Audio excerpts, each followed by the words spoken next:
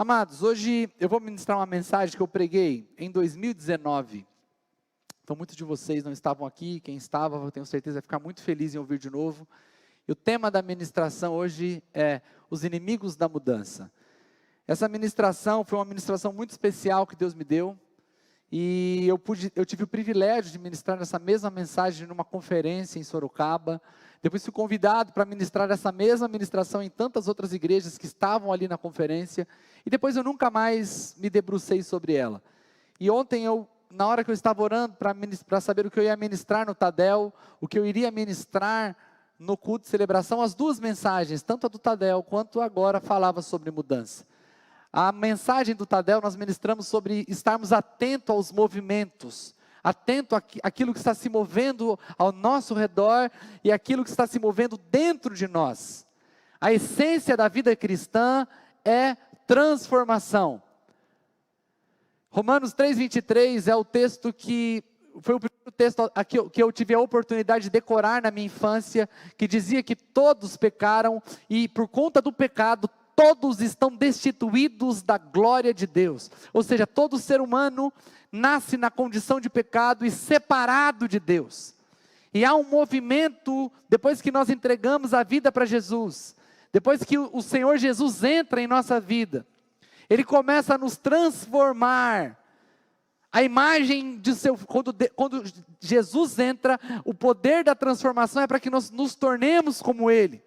Romanos 8:28, um texto que todos lemos e gostamos de ver, que diz que tudo contribui juntamente para o bem daqueles que amam a Deus. O texto continua dizendo, aqueles que Ele antes conheceu, que predestinou, para quê? Para serem conforme a imagem de seu Filho Jesus. Para que Ele deixe de ser só o unigênito do Pai, mas se torne o primogênito entre muitos irmãos. O propósito da vida cristã é a transformação daquilo que éramos sem Jesus, para aquilo que se tornamos com Ele. Ou seja, quando Jesus entra, essa mudança que Ele faz, não é o fim, é o início de um processo de transformação contínua. Ou seja, a vida cristã é uma vida de constante transformação. Quero ler com você alguns textos. Filipenses capítulo 1, verso 6. Palavras do apóstolo Paulo.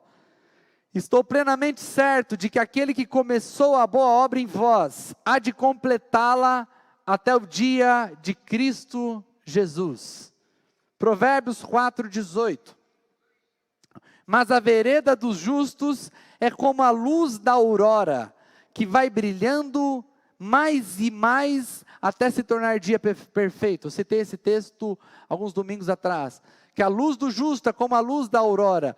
A luz da aurora é a luz que nasce, o sol que nasce, vai brilhando, brilhando, brilhando até se tornar dia perfeito. Ou seja, todo cristão, ele pode começar a vida dele brilhando nem tanto assim.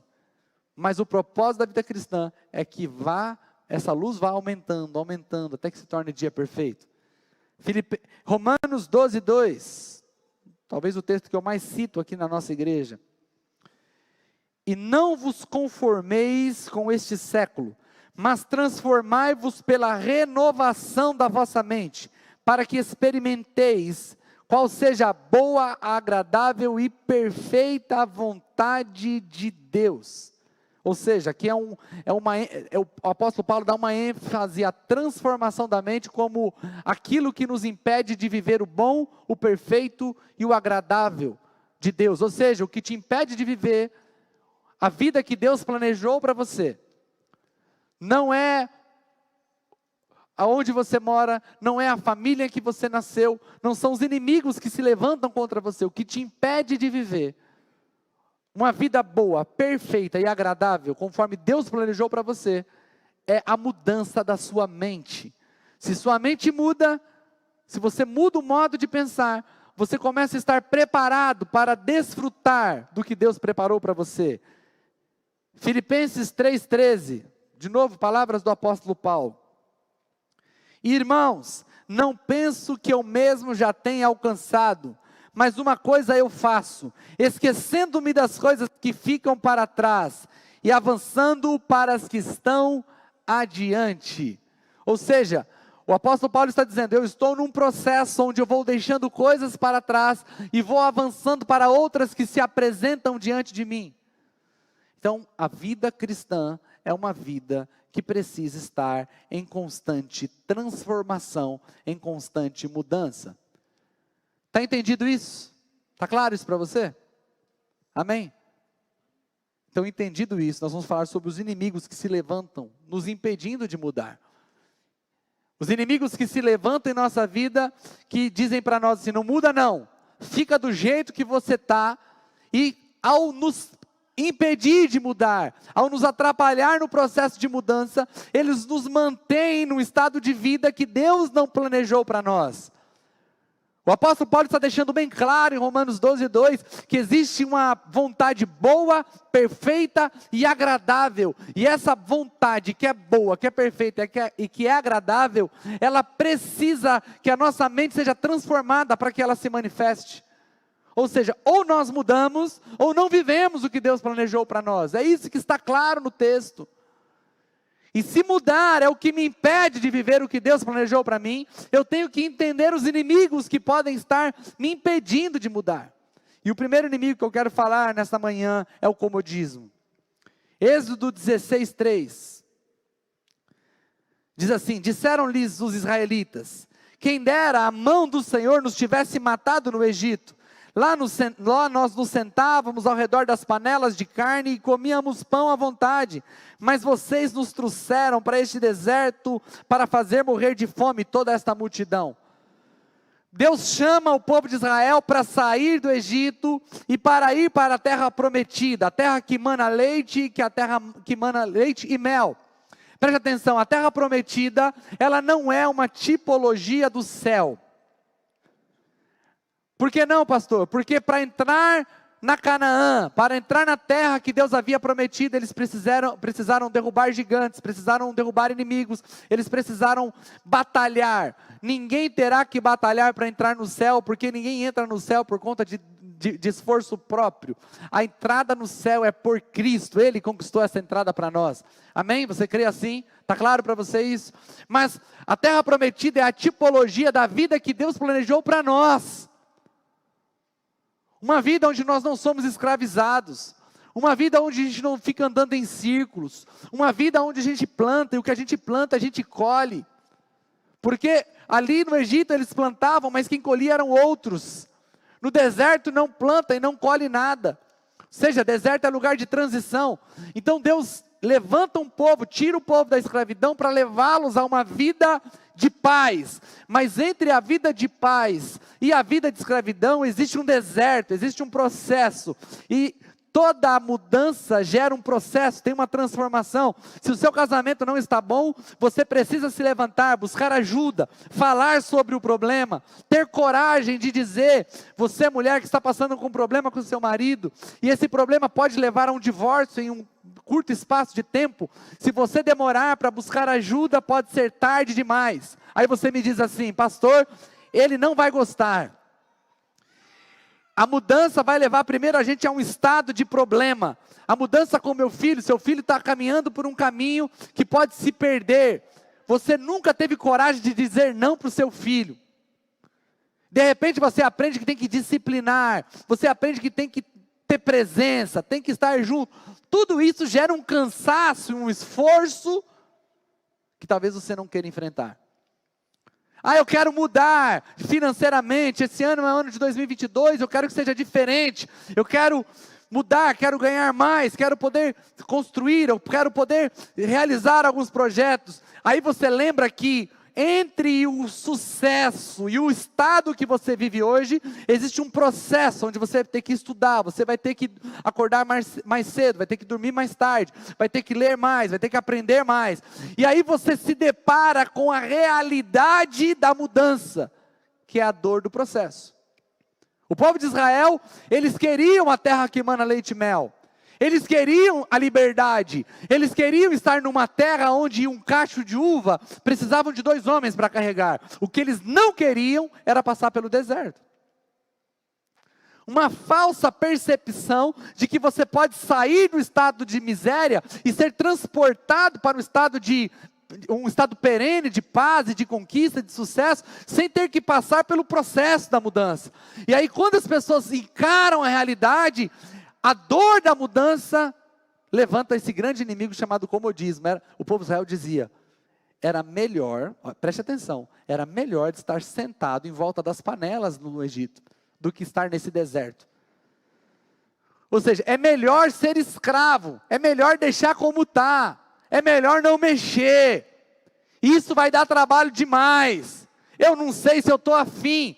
Todos estão afim de uma vida boa, nem todos estão afim de encarar o processo da mudança, nem todos estão convictos de que vão aguentar a dor, vão aguentar o sofrimento. Irmãos, quando uma pessoa chega para mim e fala, pastor, me ajuda esse ano, porque esse ano vai ser diferente. A primeira coisa que eu pergunto é, está disposto a ser confrontado?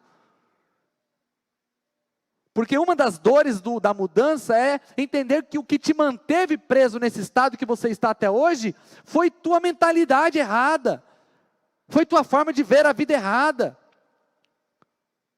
Ah, mas sempre tem um culpado. Quando nós entendemos que nós não temos poder sobre o outro, que não dá para mudar o outro, você pode mudar somente a si mesmo, isso é o domínio próprio, liberado sobre sua vida, quando o Espírito Santo entrou, porque esse fruto é dele, de se mudar, de dizer não a si mesmo, de ser moldado. Quando você entender que o seu casamento só vai começar a mudar, quando você parar de olhar para o seu cônjuge e olhar para si mesmo, e começar a ter a coragem de enfrentar, de encarar os erros que você comete todos os dias.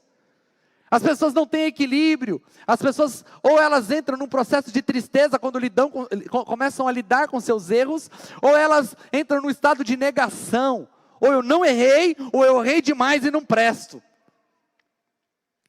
As pessoas vivem entre extremos que impedem elas de serem transformadas. Eu errei, porém eu posso ser transformado, eu posso mudar. O Espírito Santo habita em mim, Ele me deu condições para isso. Mas para que você entre num processo de transformação, saiba que você terá que passar pelo processo de cansaço, um processo de dor, um processo de esforço.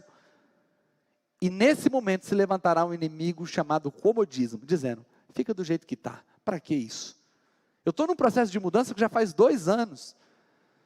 Eu entendi que se um dia eu quero parar de viajar, eu preciso começar a abrir novas possibilidades na minha vida, na minha carreira. Só que nem tudo é do dia para a noite. E aí eu tive que começar a aprender coisas que eu nunca tinha feito.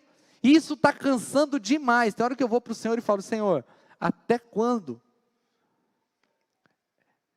Estudando, eu acordo cedo e vou dormir tarde. Quem acompanha a minha rotina, eu acordo 6h30, 7 horas, vou dormir 11h30, meia-noite, todo dia, estudando, trabalhando, me preparando, porque é cansativo, às vezes dá vontade de parar, dá vontade de dizer assim, chega, deixa do jeito que está, tá bom. Só que eu lembro que se eu não mudar, eu não poderei desfrutar daquilo que Deus tem me feito ver. Uma cidade inteira prostrada aos pés do Senhor, gente sendo ganha para Jesus em todos os cantos dessa cidade, tem algo para acontecer, eu sei o que eu quero, mas o que eu tenho que fazer para chegar onde eu quero? O comodismo vai querer que você continue olhando para o que você quer, mas deixando de encarar a dor do que você precisa fazer. O que você precisa fazer? Qual é a mudança que você precisa? Você precisa derrubar esse inimigo comodismo. O segundo inimigo que eu quero falar hoje é a soberba, o orgulho. A soberba e o orgulho estão ligados à justiça própria. É quando você pensa que você tem mérito. Você fala, não, eu sou bom. Eu faço tudo certo, eu conquisto, eu dou um jeito. E você está usando essa percepção de mérito, essa percepção de merecimento, para não ter que mudar. Porque quando você é bom demais, o errado é o outro. Quando você é bom demais, você já fez tudo o que você podia. Quando você é bom demais, você não consegue enxergar que o que você pensa ser bom está muito longe do que Deus prometeu e que Deus planejou para a sua vida. Olha o que diz Provérbios 29:23. A soberba do homem o abaterá, mas o humilde de espírito obterá honra. Eu vou ler de novo. A soberba do homem o abaterá, mas o humilde de espírito obterá honra. A Bíblia diz, Tiago diz que o Senhor resiste ao soberbo. Outras versões dizem que o Senhor abate o soberbo, mas dá graça ao humilde. E a palavra abater, ela vem de um termo de guerra. Foi abatido, foi destruído, foi vencido. Tem muitas pessoas que não são vencidas pelo diabo, não são abatidas pelo diabo, são abatidas pelo próprio Deus. Porque se levantam com soberba, com arrogância e com orgulho. Esse tipo de comportamento não é compatível com o cristão. O cristão precisa ter um coração quebrantado. O termo quebrantado vem da ideia de um adestrador de cavalos. O que é um cavalo quebrantado? Um cavalo quebrantado é um cavalo que obedece. Nos tempos de guerra, quando as pessoas treinavam os cavalos para a guerra, eles tinham que quebrantar o cavalo, quebrar o cavalo. O que é esse termo quebrar o cavalo? É o cavalo obedecer em qualquer circunstância. Ou seja, um cavalo que está pronto para ir para o fronte, para enfrentar o inimigo, para pular as trincheiras. Se esse cavalo não fosse quebrantado, ele poderia comprometer a guerra e comprometer o soldado. Quando a Bíblia diz que Deus não resiste um coração quebrantado, Ele está falando que Ele não resiste um coração que aceitou o governo do Senhor sobre ele. Alguém que não diz que eu consegui pelo meu mérito. Alguém que diz, eu consegui, eu fiz, eu posso, eu vou, pela graça. Porque o Senhor me capacita. Porque o Senhor me ajuda, porque o Senhor me transformou, porque o Senhor me deu condições, porque o Senhor abriu portas. Não é compatível com o cristão esse comportamento de que quando confrontado, se levanta, estufa o peito e diz, quem é você? Eu tenho uma experiência, eu já contei ela algumas vezes, em 2017 eu estava trabalhando em outro país, junto com outro técnico, e esse técnico, ele também é dono de empresa, assim como eu aqui no Brasil, e nós dois estávamos trabalhando de dupla, no mesmo box, e ele, como muito tempo liderando, com muito tempo, com muita gente obedecendo ele tinha esse tipo de postura de um cara mandão, e eu estou com ele aqui, e ele, Mateus, para aí, faz aqui agora, eu lá, e aquilo começou a me irritar, né, começou a mexer com o meu orgulho, né, Mateus, não, já fez o teto, para aí, faz aqui agora. E aí eu comecei a escrever um texto na minha mente. Eu falei, eu vou escrever um texto, eu gosto de escrever. E o meu texto tinha como tema, a arte de se nivelar. E eu pensando, né? Esse cara não sabe se nivelar, né, meu? O cara na empresa dele, ele é patrão. Mas aqui nós dois estamos trabalhando no mesmo nível. E eu, no meu coração aqui, estava top meu texto. E meu texto tinha como base o próprio Jesus, que veio ao mundo sendo Deus. A Bíblia diz que nele foram criadas todas as coisas. Ele é antes de todas as coisas. Então pare para pensar. Jesus tinha visto Adão e Eva, estava ali. Ele criou com Deus primeiro Adão e depois Eva. Jesus estava vendo Noé na arca. Jesus viu Abraão, Isaac e Jacó. Jesus sabia da história de ter visto, de ter estado lá. Agora imagina Jesus numa roda de conversa e as pessoas falando, eu acredito que a arca era assim, não, a arca era um pouco grande. E Jesus falando, nada a ver, eu estava lá. Não, porque eu imagino que lá no jardim a árvore, você não sabe de nada, foi eu que fiz. Imagina como seria chato Jesus numa roda de conversa se ele não soubesse se nivelar. Eu imagino Jesus, as pessoas falando da arca e Jesus assim, nossa, legal esse seu jeito de pensar, hein? Nossa, porque tinha que ser uma pessoa agradável, né? Jesus, eu não consigo ver Jesus como um idiota. Jesus era uma pessoa agradável, uma pessoa boa de estar por perto. E essa era a base do meu texto. Jesus soube se nivelar. Terminando o meu texto, o Senhor começa a trazer algo no meu coração, uma voz bem lá no meu espírito, dizendo, muito bom esse texto seu, sobre a arte de se nivelar. Muito legal. Mas tem uma arte melhor do que essa. Aí eu pensei, qual é a arte melhor que a arte de se nivelar? Ele falou, a arte de se humilhar. Você esqueceu que eu não vim para me nivelar, eu vim para me humilhar. E ele trouxe para mim o texto de Filipenses 2. E sendo Deus, não teve por usurpação ser igual a Deus, mas humilhou-se a si mesmo e tomou forma de servo. E como servo foi obediente até a morte, e morte de cruz, a pior morte de todas. Ele falou para mim, enquanto você se concentra na minha capacidade de se nivelar, você não se concentra na minha capacidade de se humilhar. A partir de segunda-feira, se você quiser viver numa arte superior, toda vez que Ele te disser, faça isso, faça aquilo, você diga, sim Senhor, e faça o que Ele está dizendo para fazer. Porque eu não quero trabalhar com Ele, eu quero trabalhar com você.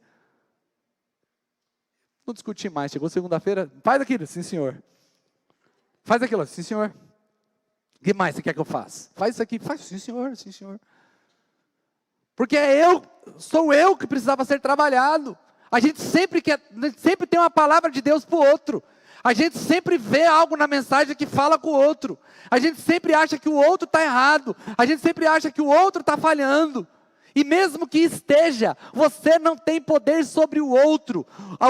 O orgulho faz com que nós percamos a capacidade de olhar para nós mesmos, entender que o caminho do sucesso, o caminho da mudança, é humilhação. Porque esse mesmo texto que diz que Jesus se humilhou e tomou forma de servo e foi obediente até a morte de cruz, diz que Deus o exaltou soberanamente e deu um nome que está acima de todo nome.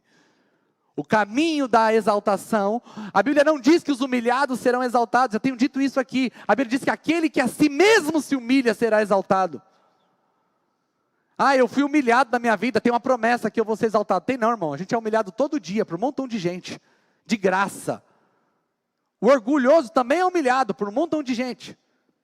Isso não gera nenhum tipo de promessa, nenhum tipo de recompensa ser humilhado. Nada. Zero. Foi humilhado? Você só foi humilhado. Tem nenhuma promessa sobre você. Agora, se você decide se humilhar, a Bíblia diz que aquele que decide se humilhar será exaltado. Então, o segundo inimigo que eu tenho colocado aqui que se levanta é a soberba. Mas tem um terceiro inimigo também. Esse aqui não tem na igreja hoje, graças a Deus. Que é o vítima, né? O vitimismo é um dos inimigos que se levanta. Aquele que sofre de vitimismo crônico, encontra o seu consolo no lamento. Pessoas que só reclamam, pessoas que sempre são coitadinhas, pessoas que sempre alguém está desprezando, sempre tem alguém que leva... A pessoa que sofre desse vitimismo crônico, tem sempre alguém que está batendo nela em algum lugar. É fácil identificar uma vítima. Começa a trabalhar no emprego novo, passa uns dias, está tudo feliz, vai conversar com ela. E aí como que está? O diabo levantou alguém lá que se levantou contra mim. Aí você fala, beleza. Aí passa um pouco do trabalho, aí você vai lá. E como que está na igreja? A igreja até é boa, mas... tem um líder lá que não sai do meu pé. Aí você vai conversar sobre o casamento. Eu tenho feito de tudo, sou um marido tão bom, mas minha esposa não reconhece. Os filhos estão errados. Como está seu filho? Eles não reconhecem o pai que tem. A gente faz de tudo pelos filhos. Um filho cuida de 10 pais, um pai cuida de 10 filhos não cuida de um pai. Sabe aquele tipo de discurso? De gente que não assume um compromisso de dizer, espera aí, será que eu falhei? Será que eu errei? Deixa eu falar uma coisa para você, se você não disciplinar os seus filhos te abandonarão na velhice. Filho não honra pai que não disciplina. Você nunca viu um filho disciplinado dar um tapa na cara da mãe. Ela, pelo contrário, ela ama a mãe. Mas eu vi muito filho que não é disciplinado dar tapa no rosto da mãe. E a mãe não fala nada. Aí depois no futuro, quando o seu filho for embora, quando o seu filho te abandonar, quando o seu filho abandonar Jesus, não vem dar uma de coitadinha, você não é vítima, você é culpado, você é culpada do estado que seu filho está, porque você não obedeceu a palavra na educação dos seus filhos. Quando a gente fala de educação de filho, eu não estou usando o meu casamento como exemplo, eu tenho muito que aprender, muito que aprender. Eu e minha esposa estamos crescendo nisso. Todos os dias percebemos que estamos falhando, precisamos melhorar. Quando eu digo que você tem que disciplinar, cuidar de seus filhos e ter uma atitude ativa com eles na criação, eu estou recorrendo às Escrituras. A Bíblia diz que a astutícia, ou seja, a loucura, está ligada ao caráter da criança e a vara da disciplina livrará ela dessa loucura. Então você precisa... Eu estou falando sobre filho, eu estou falando sobre vários assuntos, por quê? Porque são assuntos que as pessoas reclamam. Como se ela fosse uma vítima do filho mal educado que tem. Como se ela fosse uma vítima do filho que não honra. como se ela fosse uma vítima do marido, como se fosse uma vítima da igreja, uma vítima da sociedade, uma vítima do trabalho. Se você se comporta como uma vítima, você está lutando contra a sua própria evolução. Pastor, mas a desigualdade, existe desigualdade. Deixa eu dizer uma coisa para você: a desigualdade é inerente para uma sociedade livre. Sabe por que nós somos desiguais? Porque nós somos diferentes. Simples. O ser humano é desigual porque o ser humano é diferente um do outro. Então não fique concentrado no outro, porque o outro é desigual, porque o outro ganhou mais, porque tem mais oportunidade para o filho do rico. Concentre-se nas portas que Deus abriu para você, entre por elas e não reclame. Olha o que está escrito, Juízes 6, 14 e 15. O Senhor se voltou para ele e disse: com a força que você tem, vá libertar Israel das mãos de Midian. Não sou eu quem está enviando? E olha o que diz Gideão: ah, Senhor, respondeu Gideão, como posso liberar Israel? Meu clã é o menos importante de Manassés, e eu sou o menor da minha família.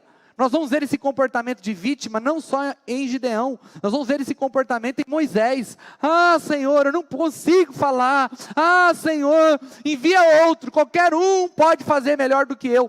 Deus está dizendo para Gideão: Gideão, vai na força que você tem. Eu não acho que o Senhor estava falando só de forma profética. Deus tinha visto a força daquele homem que estava malhando trigo num lagar. Lagar é lugar de prensar uva. Gideão estava malhando trigo no lagar, ou seja, ele era covarde, estava se escondendo dos inimigos. Não, ele estava garantindo colheita para a tua família. Porque quando eles colhiam trigo, os midianitas vinham e roubavam a colheita. Ele arrumou um jeito, ele arrumou uma estratégia, ele pegou o trigo, levou para um lugar onde as pessoas pisavam uva. E ali ele começou a malhar o trigo para ter mantimento para a tua família. Deus o encontra nesse estado e diz: ei, vai nessa força, eu vou te usar para libertar Israel. Ele diz: ah, Senhor, eu sou o menor, a minha tribo é a menor, minha família é a menos importante. E o Senhor começa a confrontá-lo. E Deus usa ele para libertar Israel. Mas para libertar Israel, primeiro precisou libertá-lo de si mesmo. Ah, mas para mim não dá. Ah, tudo para mim é mais difícil. Ah, para o outro parece que é mais fácil. Ah, sempre se levanta alguém contra mim. Você está preso num problema sério de vitimismo e o Senhor precisa te libertar disso, porque Ele quer mudar a sua vida. Não temos vítimas aqui, amém, amados? Amém? Olha o que está descrito em Mateus 16, 22, 23, e vou te mostrar que o vitimismo é a ação do próprio Satanás. E Pedro, chamando-o à parte, começou a reprová-lo, dizendo: tem compaixão de ti. A palavra compaixão poderia ser traduzida aqui para dó. Tenha dó de ti, Senhor, isso de modo algum acontecerá. Mas Jesus, voltando-se para Pedro, diz: arreda-te, Satanás, tu és para mim pedra de tropeço, porque não cogita as coisas de Deus, e sim a dos homens. Jesus começa a falar e Pedro é usado por Deus e diz: tu és o Cristo, o Filho do Deus vivo. E aí de repente Jesus começa a falar: eu tenho que morrer. Eu fui chamado para estar aqui para morrer. Eu vou ter que passar por isso. Jesus não está se vitimizando, não. Jesus não está dizendo assim: fazer o quê, né? Vocês foram pecar, agora eu tive que abandonar a glória para morrer. Vocês também, viu? Podia estar tranquilo no céu agora, mas por causa de vocês, viu? Eu tive que vir aqui para morrer. Jesus não, Jesus estava dizendo: eu vim aqui para morrer, para salvar a humanidade. Jesus estava deixando claro. De repente Pedro chama Jesus de lado e fala: faz isso não. Para de falar assim de você mesmo. Tenha dó de você mesmo. Parece gente que chega para a gente, não tem? Quando a gente vai falar de um problema: coitadinho, não acredito que fizeram isso com você. Que dó. Sério, falaram isso para você? Isso não faz. Nunca falaram isso para você, né, irmãos? Não, né? Quando você foi reclamar, naqueles seus momentos de fraqueza, você vai reclamar do seu marido para sua amiga: ele não falou isso mesmo, falou? Nunca fizeram isso, né, com você no trabalho? Quando você chega, vai reclamar de um problema que você tem no trabalho, para o seu marido, e às vezes ele só para te agradar começa: mas coitada de você, amor. Aí você volta no outro dia toda se sentindo coitada para o trabalho. Não vai falar isso para o marido, irmão. Nem para sua amiga, né? Mas se você tiver coragem, você perceber que está insistindo, aí você fala também. Arreda-te de mim, Satanás. Você não cogita das coisas de Deus, só das coisas do homem. Porque o que Pedro queria que Jesus sentisse? Pena de si mesmo. Pena de si mesmo. Jesus falou, não. Para cima de mim, não. Para cima de mim, não. Eu sei o porquê eu estou aqui. Eu tomei uma decisão. Eu vim aqui justamente para isso. E dó de mim é o que eu não vou sentir. Então, fazer você se sentir vítima da sociedade, fazer você se sentir vítima dos reflexos da vida, dos desenrolares da vida, isso não é uma estratégia de Deus. Deus não quer que você se sinta assim. A Bíblia diz, diga ao fraco, eu sou forte. Ele não está dizendo, diz você que pensa que é fraco e você é forte. Ele está dizendo, você mesmo que é fraco. Começa a se enxergar de uma maneira diferente. Não se enxergue como vítima. E por último, na verdade tem mais duas aqui ainda. Penúltima, visão limitada. Outro inimigo da mudança. Gênesis 15, 5 e 6. Então conduziu-o para fora e disse, olha para os céus e conta as estrelas, se é que podes. E ele disse, será assim a tua posteridade. Ele creu no Senhor e isso lhe foi imputado por justiça. Aqui é algo didático. Deus está usando com Abraão de algo didático. Ele está dentro de uma tenda. Na tenda ele não pode ver o céu. Deus fala para ele, Abraão, sai fora da tenda e olha para o céu. E conta as estrelas do céu, se é que podes. Assim será a sua descendência. Ali Deus está falando com Abraão de maneira didática. Ele tira Abraão de um lugar onde a visão é limitada, tenda, e coloca ele num lugar onde a visão é ilimitada, inalcançável, infinito, o céu. E diz para ele, eu tenho algo muito grande para você, Abraão. O que eu aprendo com esse texto é que muitas vezes nós não estamos enxergando o que Deus tem para nós. São oportunidades que a gente não está vendo. Oportunidades que poderão mudar a sua vida. Muitas vezes, eu acredito que para muitos aqui, a mudança que você tem orado por tanto tempo está atrás de uma pequena porta que Deus vai abrir. O problema não é a porta que Deus vai abrir, é se você consegue enxergar o que está depois dessa porta. A visão limitada, você não enxergar o que está acontecendo, não enxergar o que Deus está te mostrando, não enxergar com uma perspectiva diferente, por um ponto de vista diferente, pode barrar o teu sucesso, pode barrar o teu crescimento, não conseguir enxergar as coisas de maneira correta. Estar envolvido no ministério, eu estou envolvido com liderança, fazendo algo para o Senhor, desde que eu sou uma criança, eu sempre estive envolvido com tudo que tinha para fazer, eu estava junto. Se era em missões, eu estava junto. Se era evangelismo, eu estava junto. Se era para fazer algo na igreja, eu estava junto. Eu tenho memórias com 12 anos participando de reformas de igreja. E ali, cedo, tarde, com uma picareta na mão, com uma enxada na mão, eu sempre estive envolvido nas coisas do Senhor. E eu tenho uma visão sobre isso. Eu não trabalhei de forma a me sentir cansado. Foi um privilégio. O Senhor me deu a oportunidade de participar de algo que Ele está fazendo na terra. Então, quando o Senhor te convida para fazer algo, a visão limitada sobre aquilo pode te impedir de crescer. A visão limitada sobre finanças pode te impedir de prosperar. Eu tenho falado com pessoas que vêm me perguntar, pastor, sobre finanças, fala um pouco mais sobre finanças, o que o senhor fala do dízimo, da oferta? Eu nunca vou falar do dízimo, da oferta, como assim, olha, se você não fizer, você vai... Eu sou de uma época que algumas pessoas diziam assim, está escrito, que quem não dá dízimo rouba, e a Bíblia diz que o ladrão não herdará no reino do céu. O que os caras estavam querendo dizer? Que você pode crer em Jesus, mas se você não devolve dízimo, você vai para o inferno? Que loucura é essa? Que evangelho é esse? Não é o da graça que eu conheço. Então jamais eu vou dizer para você sobre finanças nesse termo, mas eu vejo uma oportunidade no dízimo, na oferta, de manter o meu coração adestrado, para o meu coração nunca pender para a avareza. Tem muito crente avarento, crente que diz que ama Jesus, mas ama muito mais o dinheiro do que Jesus. E a Bíblia diz, não tem como adorar a Deus e a mamon, ou você vai amar um e desprezar o outro, ou você vai amar o outro e desprezar o outro. Você não vai ver Jesus falar isso de outro Deus. Ele nem fala de Baal, não fala de nada. É o dinheiro. Então quando eu vejo o Senhor abrindo portas diante de mim, a pergunta é, será que eu estou com a visão correta? Será que meus olhos estão corretos em relação a isso? Será que eu estou vendo a coisa certa? E a minha oração sobre a minha vida e sobre a tua vida é que nós possamos sair do lugar que limita a nossa visão e poder olhar na perspectiva correta sobre todos os assuntos, sobre todas as coisas que Deus tem falado comigo.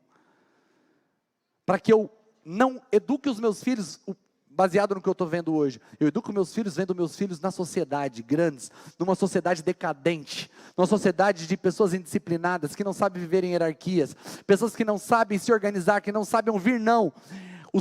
Eu não quero que os nossos filhos dessa comunidade sejam aqueles adultos que ficam frustrados quando uma porta se fecha diante deles, porque dentro de casa nunca ouviram não do pai. Ai, não pode frustrar. Não pode deixar o coitadinho frustrado. Então não diz não. Deixa eu falar uma coisa para você, o mundo não vai se preocupar em frustrar o teu filho. O mundo vai frustrar o teu filho. A pergunta é se ele vai estar pronto para lidar com isso, ou se ele será um fraco que vai despencar diante da primeira frustração. A questão é, para onde você está olhando? Até onde os seus olhos enxergam? Nós precisamos pedir para Deus, Deus me tira desse lugar de limitação, que eu possa olhar para a vida de uma maneira ampla, que eu olhe para a minha vida, que você possa olhar para você jovem, olha para a tua vida e fala, onde eu vou estar daqui 30 anos? Eu quase ministrei outra ministração hoje, estava assim, entre duas, eu orando, que era o efeito borboleta, foi a ministração que eu preguei na inauguração do cinema. E a pergunta dessa ministração era, o seu eu do futuro, se ele viesse hoje aqui, ele ia dizer, muito obrigado, ou você teria que pedir perdão para ele? Porque você lascou a vida do seu futuro. O seu jeito de viver irresponsável, com essa visão limitada que você tem, que não permite que você conclua nada que você começa. Você é inconstante em tudo que faz. O Tiago diz, não pense você que alcançará algo do Senhor, porque o teu coração é doble. Seu coração ele não é um coração firme, não é um coração firmado nas coisas que você está fazendo, porque sua visão é limitada, você não está enxergando que esse seu modo inconstante de viver te manterá preso numa vida que você nunca quis ter. Então a oração é, Senhor, me livra dessa visão limitada, me faça enxergar no futuro, aonde você irá passar a tua velhice, quem vai cuidar de você, como você vai estar, qual é o legado que você quer deixar, como você será como lembrado, como um patriarca, como alguém que cuidou da tua casa, como sua esposa vai lembrar de você, vai dizer, se você morrer hoje, o que será escrito na sua lápide, que tipo de marido você foi, que tipo de esposa você foi, que estilo de vida você decidiu viver, e isso tudo está baseado com a capacidade de enxergar além do agora, de conseguir enxergar longe. A visão limitada te mantém preso. E por último, dificuldade de interagir com a graça. Essa é outra face do orgulho, pois ambas se derivam da justiça própria. Nesse caso, o sujeito se acha digno do sofrimento que está vivendo. Ele não acredita na sua redenção, nem muito menos que a graça fez dele um alvo fácil da bondade de Deus. Reconhecer a própria responsabilidade é o princípio do processo, mas ele não acaba aí. Existe uma cruz esperando você, para que você possa deixar os seus fardos nela. Olha o que está escrito em 1 Samuel 30, do verso 3 ao 6. Pastor, mas tinha graça no Antigo Testamento? Tinha graça. Ela sempre esteve presente, durante toda a história. 1 Samuel 30, verso 3 em diante. Quando Davi e os seus homens chegaram à cidade, eis que estava queimada a fogo. Suas mulheres, seus filhos, sua filha, tinham sido levados cativos. Então Davi e o povo que se achava com ele, alçaram a voz e choraram, até que não houvesse nele mais forças para chorar. Também as duas mulheres de Davi foram levadas cativas, a Jezreelita e Abigail, que fora a mulher de Nabal o carmelita. Também Davi se angustiou, pois o povo falava em apedrejá-lo, porquanto a alma de todo o povo estava amargurada por causa de seus filhos e suas filhas. Mas Deus fortaleceu Davi, mas Davi se fortaleceu no Senhor, o seu Deus. Ou seja, Davi sabia do erro que tinha cometido. Davi era um general de guerra. Davi não deixou ninguém cuidando da família. Davi não deixou ninguém cuidando de sua esposa. Davi saiu para a guerra e levou todos os homens. Ele, como general de guerra, ele não podia cometer esse erro. Esse foi um dos erros que Davi cometeu. A gente poderia falar do outro, que Deus também o perdoou. Mas nesse caso, o que me chamou a atenção é o erro fatal de Davi, de ir para a guerra e levar todos os homens que poderiam proteger suas famílias. De repente Davi volta, e quando Davi volta, o inevitável aconteceu. Os amalequitas chegaram e levaram tudo, levaram todos os bens, levaram as mulheres, levaram os filhos, e de repente os homens de Davi, os soldados de Davi, se levantam para apedrejá-lo. Mas Davi poderia falar: eu errei mesmo, eu falhei, eu sou um péssimo líder, eu não sirvo para liderar vocês, eu errei, e eu estou entregando aqui meu crachá, e vocês escolham outro líder para vocês, porque eu sou um fracasso. A Bíblia diz que Davi se fortaleceu no Senhor, e levantou, e foi lá, e resgatou todo mundo, e trouxe todo mundo de volta. Se você parar nos erros que você cometeu, eu não presto, eu errei, eu falei. É que você não sabe a minha história, pastor, você não sabe o quanto eu falhei, você não sabe o quanto eu pisei na bola. Se você ficar nisso, a sua história acaba aqui. Mas existe uma graça do Senhor, que pode te fortalecer a se levantar e continuar, independente dos erros que você cometeu daqui para trás. Existe uma palavra de Deus, que você pecou, mas existe também uma palavra do Senhor: você foi perdoado. Voltando a Davi, a Bíblia diz isso quando Natan chega para ele. Ele pecou, ele adulterou com a mulher do seu soldado fiel, ele matou Urias, seu soldado, pelas mãos dos inimigos.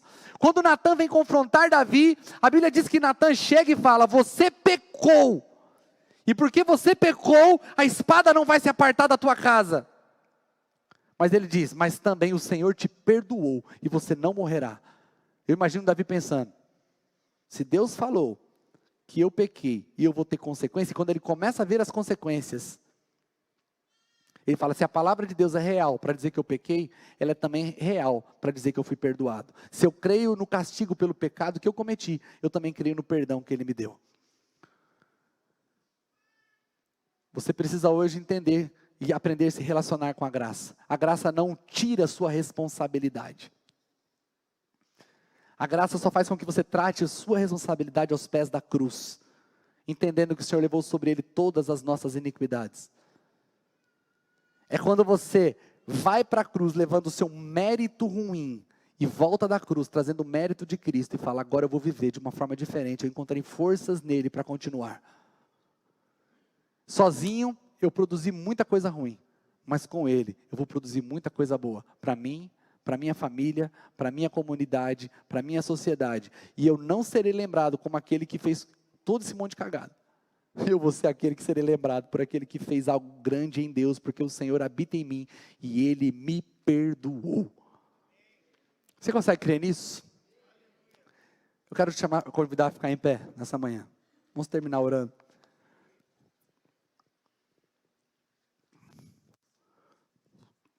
Nós estamos começando algo um pouco diferente. Depois eu quero convidar no final desse culto, para que todos os líderes aqui, do presbitério, a liderança dessa igreja, fique depois aqui na frente, porque quando acabar esse culto, eu quero muito que você que quer entregar a tua vida a Jesus, venha aqui, converse com um desses líderes, eles vão estar aqui para te dar uma atenção, orar com você. Mas não só isso, se você quiser uma oração pessoal, se você quiser que alguém ore por você, vão estar aqui Serginho, vai estar aqui Osnia, Chayane, a Celinha, eu vou estar aqui na frente também. Todos nós estaremos aqui esperando para orar por vocês de forma mais específica. Então, nesse momento, eu quero muito que você coloque a mão no teu coração. Senhor, hoje, esse ano o Senhor chamou para mudar. Eu estou conversando com você no termo mais aberto possível, como se eu estivesse numa mesa. porque eu creio que o Senhor pode transformar a sua vida se você entender que esses inimigos precisam cair. Senhor, muito obrigado por essa manhã. Obrigado por sua palavra, que vem e abala as nossas estruturas, Senhor.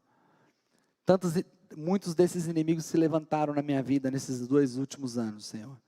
Mal sabia eu, quando estava pregando essa mensagem pela primeira vez, eu estava dando para mim um mapa para sobreviver ao que eu queria passar na minha própria vida e na vida da igreja. Mas hoje nós estamos aqui num período diferente, Senhor, encarando um novo tempo de mudança. Muitas coisas vão mudar, muitas coisas vão evoluir, crescer, e nós queremos entrar no fluxo do Teu rio, Senhor. Nós não queremos ficar de fora. Tem famílias aqui, Senhor, que do jeito que está não dá para continuar. Tem famílias aqui que se não mudarem vão acabar. Tem pessoas aqui, Senhor, que se elas não mudarem o comportamento delas, elas vão passar a vida toda batendo cabeça, cometendo erros grosseiros, e a vida toda colocando a culpa nos outros. Mas o problema não vai nem ser, Senhor, essa culpa que eles põem nos outros, é o estado que eles vão ficar, estado deplorável, estado de sujeira, estado de podridão, estado de insucesso. Pai, essa igreja te ama, Senhor. Nós somos uma comunidade simples, de pessoas que querem ouvir a Tua voz.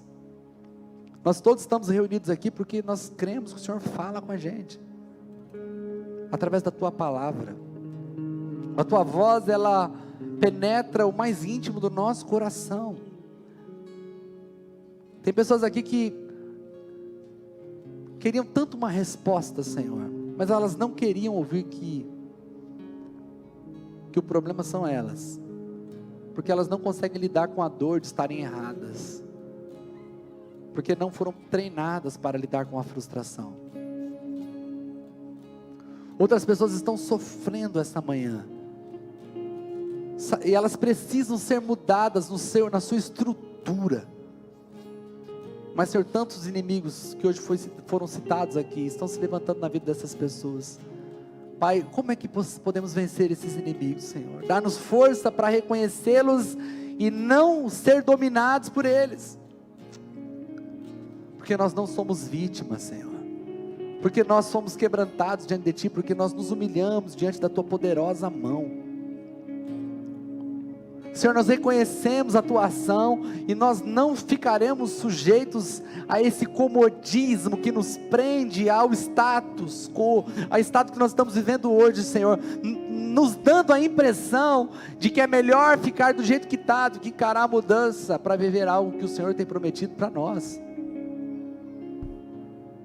Abala as nossas estruturas essa manhã, Senhor, que essa mensagem seja daquele tipo de mensagem que as pessoas contam como testemunho, que decidiram ter uma posição diferente em suas vidas, e que o testemunho não seja só uma mudança de posição, seja um resultado extraordinário.